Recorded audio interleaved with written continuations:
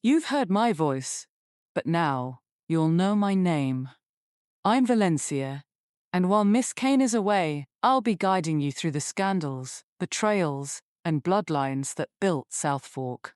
Because long before the glamour, before the oil, before the empire, there were secrets, there were rivalries, and there were feuds powerful enough to build a dynasty or destroy a legacy. Tonight, we open the files. Before J.R. Ewing ever mastered manipulation, there was Jock. Jock Ewing didn't simply build SOUTHFORK'S empire, he forged it through ambition, calculated risk, and a ruthless determination to come out ahead. Long before Dallas became synonymous with oil and scandal, Jock was a wildcatter, fighting for fortune in Texas oil fields, where loyalty often came second to survival. One of Jock's earliest notable rivals was Tom Owens, a reminder that even in his younger years, power rarely came without consequences. But Jock's most defining feud began with Digger Barnes. Once friends and business partners, Jock and Digger shared more than oil fields, they shared Miss Ellie Southworth. Digger was Ellie's first great love, and Garrison Southworth, Ellie's brother, strongly favored Digger over Jock. As both Digger's friend and Jock's skeptic, Garrison represented an early layer of resistance to Jock's growing influence. But as Digger's alcoholism deepened and his life unraveled, Jock's ambitions only intensified. Where Digger stumbled, Jock advanced, ultimately securing both Miss Ellie and South Fork for himself. What began as friendship became betrayal. What began as romance became resentment. And that betrayal ignited a generational feud, a deep-rooted rivalry between the Barnes and Ewing families that would echo for decades. Though Garrison's later return to South Fork came not in active opposition, but as a dying man returning home, his presence remained a reminder that Jock's rise was never universally embraced. He stood as one of the last living ties to the original Southworth legacy, and to the tensions Jock's ambition helped create. Because Jock Ewing didn't just build a dynasty. He built a legacy shaped as much by ambition as by the enemies left behind. If Jock Ewing built South Fork through ambition, J.R. Ewing transformed it into a battlefield. Where Jock created enemies through ruthless empire building, J.R. perfected the art of personal, political, and emotional warfare. From the very beginning, Cliff Barnes proved himself to be far more than J.R. Ewing's business rival. As Digger Barnes' son, Cliff inherited the bitterness of the Barnes-Ewing generational feud, but unlike his father, Cliff modernized that resentment through politics, law, and strategic ambition. Cliff first positioned himself as a legal and political adversary, serving on Senate investigations that directly threatened Ewing interests. Over time, his ambitions only expanded. From Senate aspirations to heading the OLM to congressional pursuits, Cliff consistently used public office and regulatory power as weapons against Ewing oil. But Cliff's threat to JR extended far beyond politics. Through his affair with Sue Ellen, Cliff's rivalry became intensely personal, striking directly at JR's pride, marriage, and legacy. Sue Ellen's emotional and physical betrayal introduced one of JR's most terrifying possibilities, that his greatest enemy could potentially infiltrate his bloodline itself. And then there was Julie Gray. Through his relationship with Julie, Cliff gained access to some of Ewing Oil's most dangerous corporate secrets.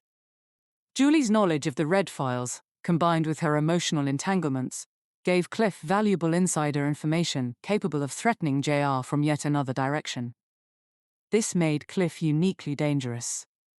He wasn't simply fighting JR through oil, he was attacking politically, romantically, strategically, and personally. Because Cliff Barnes didn't just continue his father's feud, he evolved it, transforming old family resentment into one of South Fork's most relentless and multidimensional rivalries. But when Bobby married Pamela Barnes, JR's enemy list became even more personal. Suddenly, Barnes' blood wasn't merely attacking from outside South Fork, it was living under his own roof. Pam quickly became one of JR's fiercest internal adversaries. From attempted scandal setups to oil leak accusations to endless manipulations, JR viewed Pam less as family and more as an enemy within. Unfortunately for him, Pam never stopped fighting back. And then there was Bobby. Though his brother by blood, Bobby often became JR's strongest internal obstacle. His fierce defense of Pam, his moral opposition to JR's schemes, and his willingness to physically confront his brother repeatedly made Bobby one of Southfork's most dangerous threats from inside the dynasty itself. Ray Krebs, once more reckless ally than enemy, began as JR's hard-living counterpart. In their earlier years, the two were often partners in vice, drinking, womanizing, and creating chaos together. But betrayal, particularly involving Garnett McGee, gradually shifted their dynamic from co-conspirators into rivals. Sue Ellen Ewing may have entered Southfork as JR's wife, but over time, she became one of his most dangerous internal adversaries.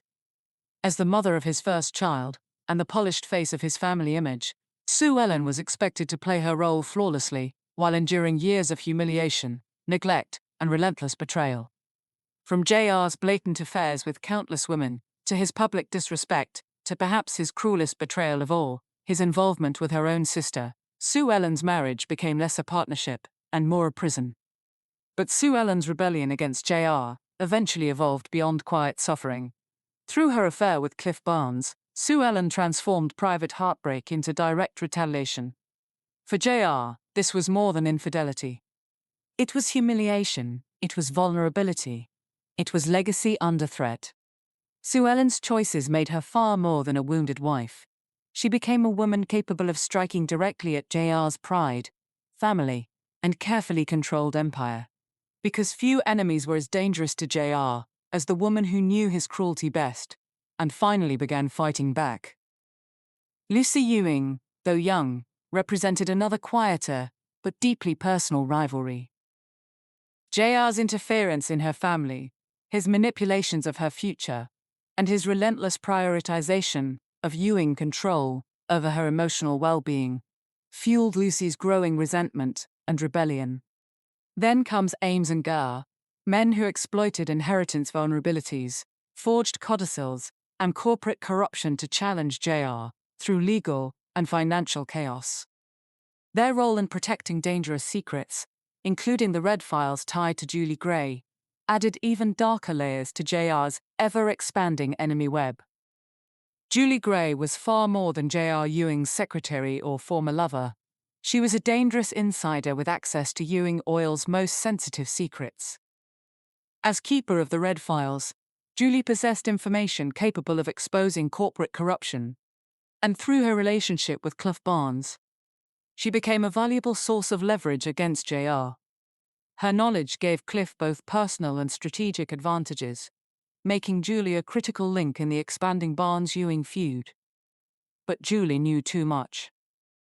Having already shared damaging information and prepared to reveal even more, Julie became a liability to powerful interests determined to keep Southfork's secrets buried. Her tragic death wasn't merely heartbreak, it was containment. Because in Southfork, dangerous women weren't always defeated. Sometimes, they were silenced. But perhaps one of the most dangerous wildcard emerging now is Kristen Shepherd. Already proving herself willing to betray her own sister, Kristen's ambitions, manipulations, and proximity to JR raise an increasingly dangerous question. How far is she willing to go? Because unlike Jock, who built enemies through conquest, JR created them everywhere. In politics, in marriage, in family, in betrayal. And this, darling, is only the beginning.